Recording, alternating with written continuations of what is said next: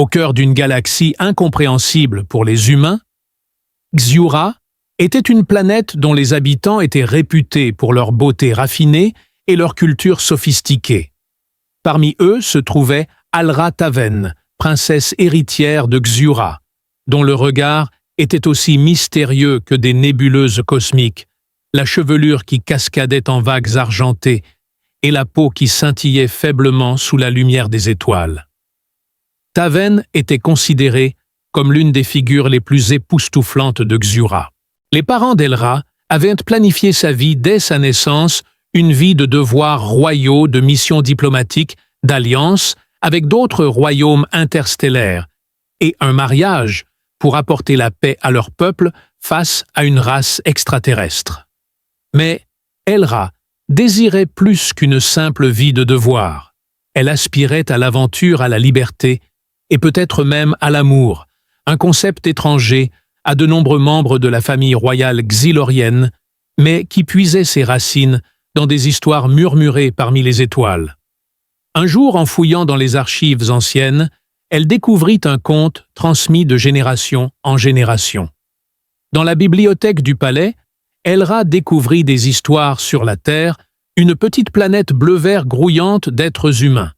Ces êtres étaient si différents de tout ce qu'elle avait rencontré auparavant, fragiles, mais tenaces imparfaits, mais capables de grands actes de bonté ou de bravoure.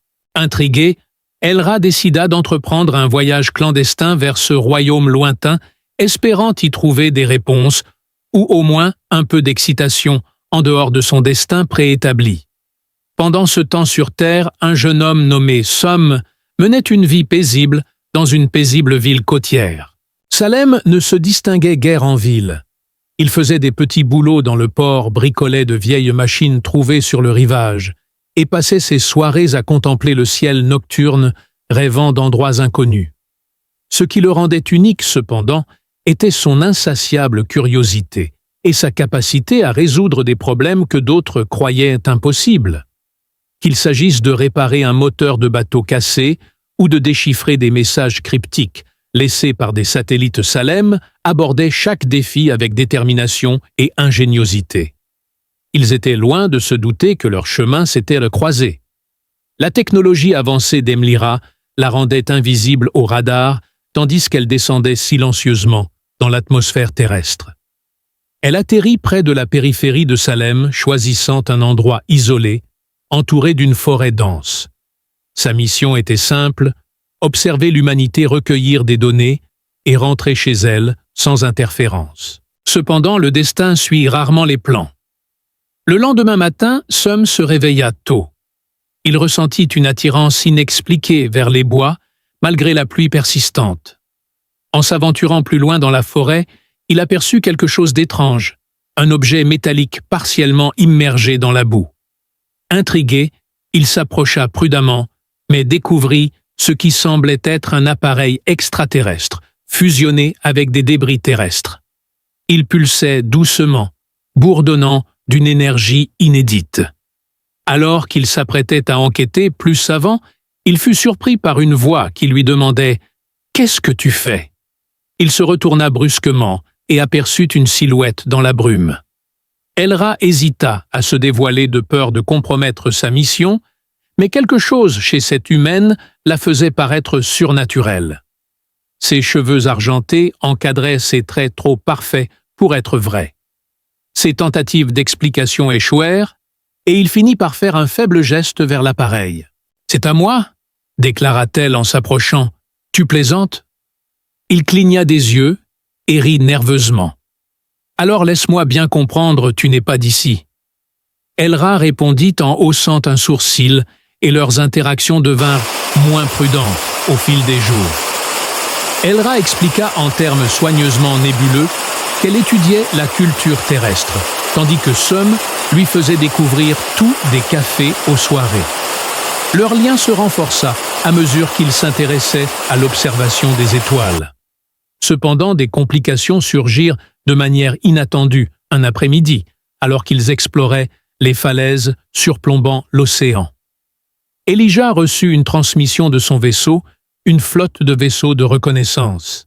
Elle semblait sincèrement fascinée par les choses banales, comme la façon dont les humains expriment leurs émotions à travers l'art, la musique et même la nourriture. En retour, il partageait des bribes de son propre monde, décrivant les cités cristallines et les forêts bioluminescentes de Xiura. Des drones avaient détecté une activité non autorisée à proximité, semant la panique dans ses veines.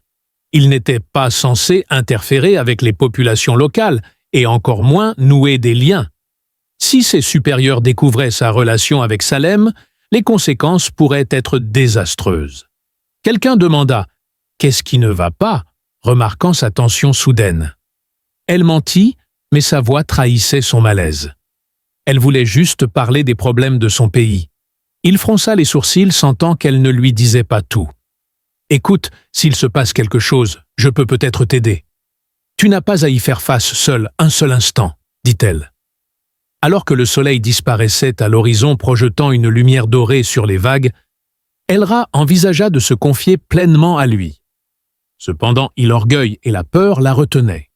Au lieu de cela, elle força un sourire et dit « Merci, mais ce n'est pas ton combat. » Salem tendit la main et la prit, signifiant qu'il était désormais impliqué dans leur relation, qu'elle le veuille ou non.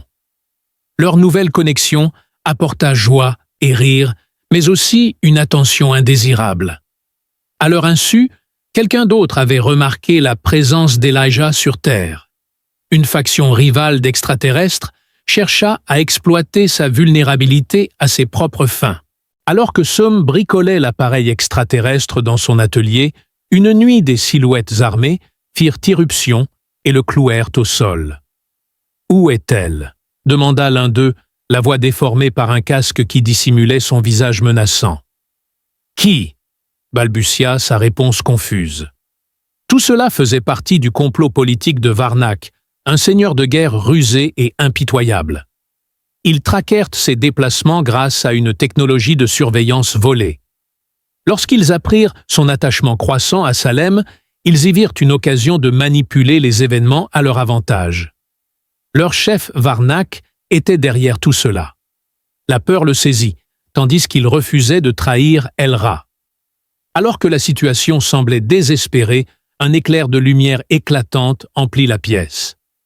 Elira se matérialisa, brandissant une arme forgée en cristal xylorien. Avec une précision affinée par des années d'entraînement, elle désarma les assaillants, les forçant à battre en retraite. Malgré sa victoire, la rencontre laissa Selum et elle-même sous le choc, et ils ne cesseront de revenir. Alors qu'ils se rassemblaient dehors, Elijah lança un avertissement. « Varnash sait que je suis là et il fera tout pour me capturer, après quoi nous riposterons. » Elra l'observa, ses émotions oscillant entre admiration et inquiétude. « Tu ne comprends pas à quoi tu as affaire. Ce ne sont pas des ennemis ordinaires, et tu ne comprends pas les humains, » rétorqua-t-il avec un sourire. Leur alliance se consolida du jour au lendemain, et Sum utilisa ses compétences en mécanique pour adapter l'équipement d'Elira afin de combattre. Au milieu de leurs préparatifs, elle lui enseigna les techniques de base d'autodéfense et lui expliqua les tactiques extraterrestres. Malgré le danger imminent, il y eut des moments d'humour. Elra, par exemple, finit par combattre des versions cartoonesques des sbires de Varnox dans une simulation comique pour laquelle ils avaient involontairement activé un écran holographique. Ils éclatèrent de rire, oubliant momentanément le danger, mais la gravité de leur situation était encore trop grande pour être dissimulée par leur facétie. Alors que les jours se transformaient en semaines et que les attaques s'intensifiaient, Elijah se retrouva prise entre deux forces opposées. Sa mission exigeait du détachement, mais ses sentiments pour Salem s'intensifiaient à chaque instant. Elle savait que retourner à Xiura signifierait l'abandonner, mais rester signifierait risquer tout ce qui lui était cher. Un soir fatidique, après avoir échappé à une nouvelle embuscade, Elijah prit une décision difficile. Elle finit par exprimer ses craintes. « Que se passera-t-il quand tout sera terminé ?» murmura-t-elle, les yeux rivés sur les étoiles. « Quand Varnak sera vaincu, me voudras-tu encore ici, ou ne serai-je qu'un souvenir ?» Seum posa une main sur son épaule, son contact chaleureux et rassurant. « Tu ne partiras nulle part, à moins que tu ne le décides. Quoi qu'il arrive, nous le découvrirons ensemble. » Ému par sa franchise, Elijah se pencha vers lui, s'accordant un rare moment de vulnérabilité. Pour la première fois de sa vie, elle osait espérer que le bonheur était enfin à portée de main. Sur Xiura, la reine Sarathia, connue pour sa sagesse et son attachement indéfectible aux traditions, apprit la longue absence de sa fille Elira. Elle convoqua une réunion de ses conseillers pour en discuter. Dans la salle du Conseil des projections holographiques s'animèrent, montrant des rapports fragmentaires des activités d'Elra sur Terre. La reine Sarathia écouta attentivement son expression, devenant indéchiffrable à mesure que des détails sur les interactions de sa fille avec un humain apparaissaient. « Qu'est-ce que cela signifie ?» demanda-t-elle, la voix coupée. D'après ce que nos agents ont pu recueillir, la princesse Elra a noué des liens avec un homme nommé Salem, dépourvu de noblesse, mais doté d'une ingéniosité peu commune. Sarathia fit écho à ce lien en haussant délicatement un sourcil, expliquant que Kalin hésitait à agir, car ils avaient été envoyés pour surveiller ses conseillers afin qu'elle ne les offense pas. Malgré les multiples tentatives infructueuses de factions hostiles pour l'appréhender, le lien de la reine avec ses sujets semble suffisamment fort pour briser des siècles de protocoles et mettre leur alliance en danger de guerre avec les systèmes voisins. Son ton s'adoucit légèrement, tandis qu'elle contemplait par la fenêtre le paysage chatoyant de Xiura, et elle demanda à Kalin « A-t-elle l'air heureuse ?» Alors que le conseil continuait de délibérer, des murmures d'insatisfaction résonnèrent dans les salles du palais. Certains courtisans voyaient dans ses actions une trahison des valeurs ziouriennes, tandis que d'autres admiraient secrètement son courage. Sarathia, déchirée entre son rôle de souveraine et son instinct de mère, pria profondément. Le prince Drevik, cousin éloigné d'Elra et ambitieux prétendant au trône, commença à répandre des rumeurs sur sa prétendue mauvaise conduite et sa relation avec Salem, les considérant comme un scandale pour leur peuple. La nouvelle parvint à Elira via des transmissions cryptées envoyées par des amis fidèles au palais. En lisant les messages, elle ressentit un mélange de culpabilité et de défi. « Ils ne comprennent pas », dit-elle à Seum lors d'une de leurs rares rencontres. Moment de répit. « Pour eux, j'abandonne mes responsabilités, mais pas moi. Je découvre qui je suis au-delà des titres et des attentes », dit Elra d'une voix teintée d'encouragement. Elra résolut d'affronter sa mère de front, non pas pour lui demander pardon, mais pour plaider en faveur d'une nouvelle voie. Cependant, alors qu'elle s'apprêtait à agir, une immense force d'invasion menée par Varnak s'abattit sur elle, menaçant de faire dérailler ses plans.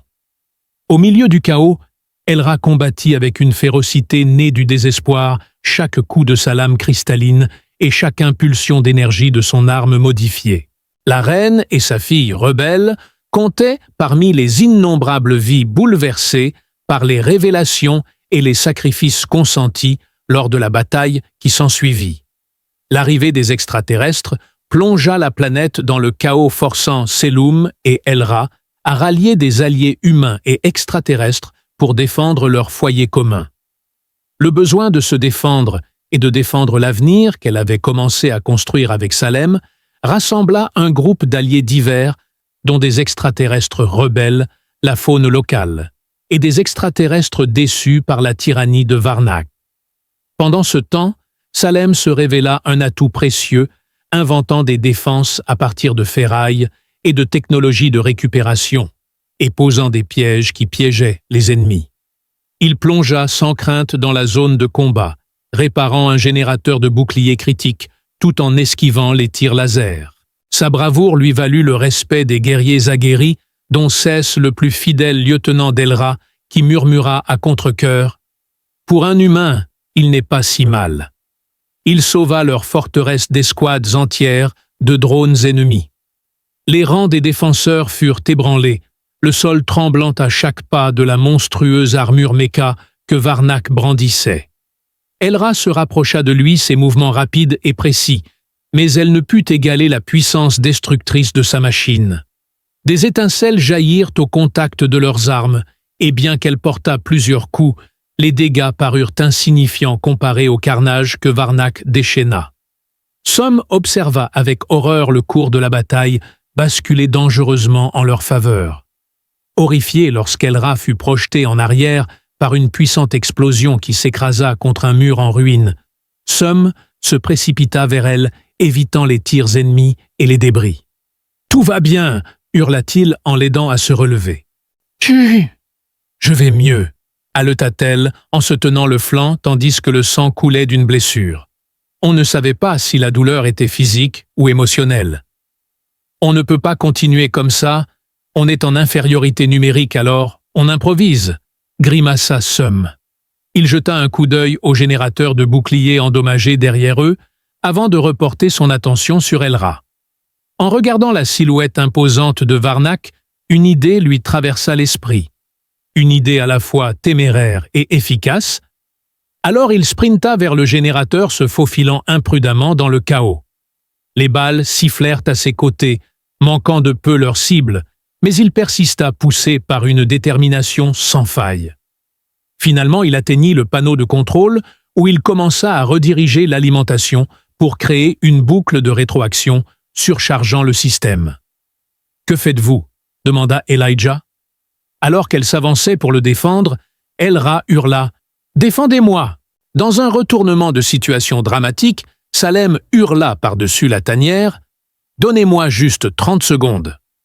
Au fur et à mesure que les secondes passaient, Elra combattit vaillamment sa lame transperçant ses ennemis avec une aisance éprouvée. Cependant, ses pas hésitants et sa respiration laborieuse trahissaient la tension qu'elle subissait. Finalement, Caléum donna le signal, et dans un rugissement tonitruant, le générateur explosa, libérant une vague d'énergie électromagnétique.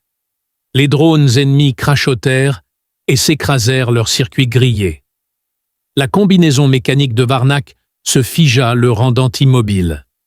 Des acclamations fusèrent de Elira boitilla jusqu'à Caléum, affalé contre un tas de décombres, le visage couvert de sueur et de suie. « Espèce d'idiot !» dit-elle d'un ton plus affectueux que réprobateur. « Tu aurais pu te faire tuer, hein ? Il fallait bien que quelqu'un sauve la situation. » Caléum parvint à esquisser un faible sourire en coin et plaisanta. « Et puis, je me doutais bien que tu m'en devais une. » Elira leva les yeux au ciel, mais le serra fort dans ses bras, ignorant un instant la douleur de ses blessures. Ils restèrent assis un instant à célébrer leur triomphe, mais leur joie fut fugace.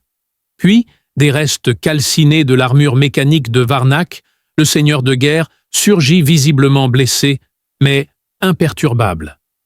Il fusilla Elira et Sealoum du regard, ses yeux rouges brûlant de rage, et brandit une arme portative chargée d'énergie mortelle. « Je n'aurai de cesse que de vous ramener à Xiura » grogna-t-il. Juste au moment où il s'apprêtait à réagir, un rayon de lumière éblouissant illumina le champ de bataille, et tandis qu'il s'estompait, un élégant croiseur xylorien fondit sur eux. Alors que le croiseur blindé de cérémonie descendait, la reine Sarathia marchait parmi les troupes, sa présence royale imposant le silence. Un contingent de gardes d'élite la suivait, leurs armes pointées sur Varnac, qui ricana mais baissa la sienne. « Mère !» souffla Elijah d'une voix tonitruante comme de l'obsidienne polie. « Reculez, Varnac. Vous êtes par la présente en état d'arrestation pour crime contre l'accord galactique. » La stupeur se répandit dans la foule. Avec appréhension, qu'est-ce qui vous amène ici? Mettre fin à ces absurdités avant qu'elles ne dégénèrent, répliqua vivement la reine Sarathia avant d'adoucir son ton. Veillez à ce que ma fille ne sacrifie ni sa vie ni son trône pour des idéaux déplacés. Salem s'agita mal à l'aise, conscient de sa place dans ce grand tableau. Il s'attendait à du mépris, voire à une animosité manifeste, mais, au lieu de cela, la reine le regarda d'un air scrutateur. « Vous devez être Soum » dit-elle son ton suggérant qu'il était bel et bien somme. L'humain qui a fait tant de bruit parmi mon peuple, interrompit Sarathia avec un sourire subtil. Jeune homme, vous n'avez pas fait beaucoup plus que cela. Vous nous avez rappelé à tous quelque chose que nous avions oublié. Le courage et la loyauté transcendent les espèces. Il s'inclina maladroitement sa réponse, trahissant son absence d'intention de causer des ennuis. L'expression d'Elra trahissait son désir de déchiffrer le sens caché des paroles de sa mère, tandis que Salem luttait contre ses éloges inattendus. Au moment où tout le monde s'apprêtait à parler, Varnash se libéra soudain de ses ravisseurs, semant le chaos. Elijah et les autres furent séparés de la reine et de son entourage, mais ils poursuivirent leur route, réglant leurs différends, en poursuivant Varnacho dans les épaisses forêts entourant le champ de bataille. Malgré ses blessures, Varnak se déplaçait avec une rapidité déconcertante, ses yeux cramoisis, brillant comme des braises dans l'obscurité. Elra murmura d'une voix tendue. « Restez près d'eux », tandis qu'il poursuivait Varnak plus profondément dans la nature sauvage et enchevêtrée. La forêt était pleine d'ombre, et les vestiges de la bataille s'estompaient derrière eux. Des branches leur griffaient le visage, et le sol sous eux était devenu glissant de boue après la tempête précédente. Avec un sang-froid inébranlable, elle serrait fermement son arme, son léger bourdonnement apportant un réconfort dans le silence obsédant qui l'entourait. Sum, qui n'avait reçu aucune formation officielle au combat, hocha la tête, sa détermination encore plus vive qu'auparavant. Ils finirent par rejoindre Varno, près d'une clairière où se dressait un arbre centenaire, dont les racines noueuses s'étendaient comme des doigts squelettiques. Le seigneur de guerre leur fit face, le visage crispé par la colère et le désespoir, et demanda « Croyez-vous avoir triomphé ?» Varnak leva son arme et cracha « Même si je tombais ici, votre défiance détruirait Xiura. Le précieux ordre de votre mère est déjà en train de s'effondrer. » Elra s'avança le regard inflexible et dit « Mes choix m'appartiennent. Ils ne détruiront pas Xiura. Ils la sauveront de tyrans comme vous. » Varno rit amèrement, mais une lueur d'incertitude perça dans ses yeux. Avant que Varnak ne puisse réagir, Kaleum utilisa une astuce apprise en réparant des machines. Il lança une décharge concentrée d'énergie électromagnétique vers son arme, la neutralisant. Elra hésita, avant de porter le coup final, affirmant fermement « Il ne s'agit pas de vengeance. » Sa voix tranchant la tension, « Il s'agit de justice pour tous. » Le seigneur de guerre rugit de frustration et se jeta sur eux avec une force brute, déclenchant une lutte acharnée et chaotique. Elijah combattit avec précision ses mouvements fluides et calculés, tandis que Sum se fiait à son instinct et à sa vivacité d'esprit. Ensemble, ils disparaissaient, arma Varnak, complètement le laissant vulnérable. Elra, dont le souffle était saccadé, s'agenouilla près de Varnak et posa une main réconfortante sur son épaule. Ils restèrent assis un long moment, laissant le poids de tout cela les submerger. De retour sur Xiura, la reine Sarathia attendait leur retour avec des sentiments mitigés. La nouvelle de la capture de Varnak s'était rapidement répandue, et les gens craignaient qu'ils ne parviennent à échapper à la barrière scintillante. Un schisme se fit jour au sein du peuple. Certains voyaient en Elira une héroïne pour avoir repoussé une menace dangereuse, tandis que d'autres la voyaient comme une traîtresse pour avoir défié la tradition en s'associant à un humain. Le prince Drevik, fer de lance de la rébellion, voyait, dans l'arrivée d'Elra et de Salem, une occasion de prendre le pouvoir. Les expressions des courtisans oscillaient entre la curiosité et l'animosité ouverte, alors qu'ils se pressaient dans la grande salle du palais. Elira, cependant, avançait d'un pas assuré. La reine Sarathia s'adressa à l'assemblée d'une voix forte et impérieuse. « Aujourd'hui marque un tournant pour Xiura, ma fille. Elle a affronté des défis qu'aucun d'entre nous n'aurait pu prévoir, et pourtant, elle a triomphé non seulement de nos ennemis, mais aussi du doute et de la peur. Xiura nous a montré que la force ne réside pas dans le fait de s'accrocher aux anciennes méthodes, mais dans l'acceptation du changement lorsqu'il sert le bien commun. Salem l'a suivi de près, se sentant mal à l'aise dans ce décor opulent. L'attitude habituellement stoïque de la reine révéla un rare moment de vulnérabilité, tandis qu'elle fixait sa mère les larmes aux yeux. Le prince Drevik s'avança, son ricanement visible, malgré son air poli. « Votre Majesté, pardonnez-moi, mais c'est de la folie. Permettre à un humain de se tenir aux côtés de notre princesse et d'influencer nos décisions sape tout ce que nous défendons. » Un murmure d'approbation parcourut la foule, mais personne n'osa s'exprimer. Elra leva la main pour les faire taire, disant « Si être entouré de quelqu'un qui valorise le courage, la loyauté et la gentillesse me fait paraître moins xylorienne, alors il est peut-être temps de repenser ce que signifie être xiorien. » Le silence se fit dans la salle, tandis que ces paroles s'imprégnaient. Certains acquiescèrent, d'autres s'agitèrent mal à l'aise, et même Drevik parut surpris par son éloquence. La reine Sarathia s'avança et plaça un Xiura connu d'importantes transformations sous le règne d'Elra, alors que le royaume entrait dans une nouvelle ère définie par des alliances formées non par les lignées, mais par le respect et la compréhension mutuelle. L'atmosphère était chargée d'espoir, les acclamations résonnant dans la salle, et les murs cristallins et la douce caresse d'une main sur l'épaule d'Elra contribua à solidifier leur lien. Le lien entre Elra et Salem se renforça, dépassant des frontières autrefois considérées comme insurmontables. Ils affrontèrent des obstacles tels que les préjugés, les intrigues politiques et le mal du pays, mais leur amour resta inébranlable et une source d'espoir face à ces défis. Elra et Salem devinrent les ambassadeurs de la terre et de Xylora, comblant le fossé entre les deux mondes et partageant la culture et les atouts de chacun. Un soir, alors qu'ils se promenaient dans les jardins bioluminescents du palais royal, Elijah se tourna vers Salem avec un sourire malicieux et lui demanda « Tu te souviens de notre première rencontre?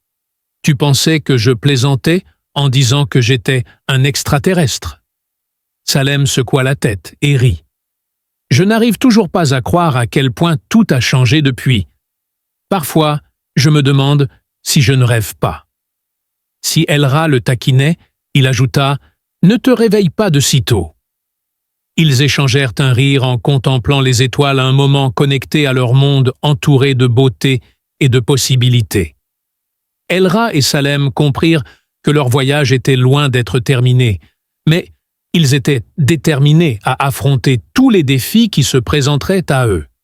Sous la lumière vigilante de soleils lointains, leur cœur battait à l'unisson, prouvant que l'amour, le courage et l'unité pouvaient vaincre tous les obstacles. Au fil des années, leur lien s'est renforcé, et leur partenariat est devenu une source d'inspiration pour des mondes au-delà de Xiura. Les réformes qu'ils prônaient ont amélioré la société xiurienne, la rendant plus inclusive et favorisant la collaboration. Au fil du temps, les planètes voisines ont suivi le mouvement. La reine Sarathia a finalement abandonné son trône, et Elra l'a remplacé. Elra a régné avec sagesse et compassion, et Somme était son époux. La perspective unique de Soum lui a valu le respect même parmi les nobles les plus sceptiques. Tous deux ont travaillé sans relâche pour assurer la paix et la prospérité à tous. Leur amour s'est renforcé lorsqu'ils ont accueilli leur premier enfant, une fille nommée Lyra, dont la captivante chevelure argentée reflétait ses origines xyloriennes et dont l'esprit curieux et aventureux reflétait celui de sa mère. Le partenariat d'Elra et Selum est resté inébranlable face aux épreuves de la vie commune. Lors des chaudes soirées, la famille se réunissait dans les jardins bioluminescents pour admirer le scintillement des étoiles. Elra partageait des histoires de ses aventures sur Terre, tandis que Calin, son jeune frère, apportait de la joie à tout le monde autour d'eux avec un rire contagieux emplit les couloirs du palais. « Tu sais, » dit Selum avec un sourire, Quand je me suis réveillé ce matin orageux, il y a des années, je n'aurais jamais imaginé finir ici avec toi, avec cette vie. » En serrant Elra contre moi, j'écoutais attentivement Selum raconter des histoires d'ingéniosité et de résilience humaine. Lia et Kalin écoutaient rêvant d'un avenir où eux aussi pourraient explorer l'univers. Au milieu des étoiles scintillantes, Elira posa la tête sur l'épaule de Salem et murmura « Je n'aurais jamais cru trouver quelqu'un qui me ferait à nouveau croire au bonheur.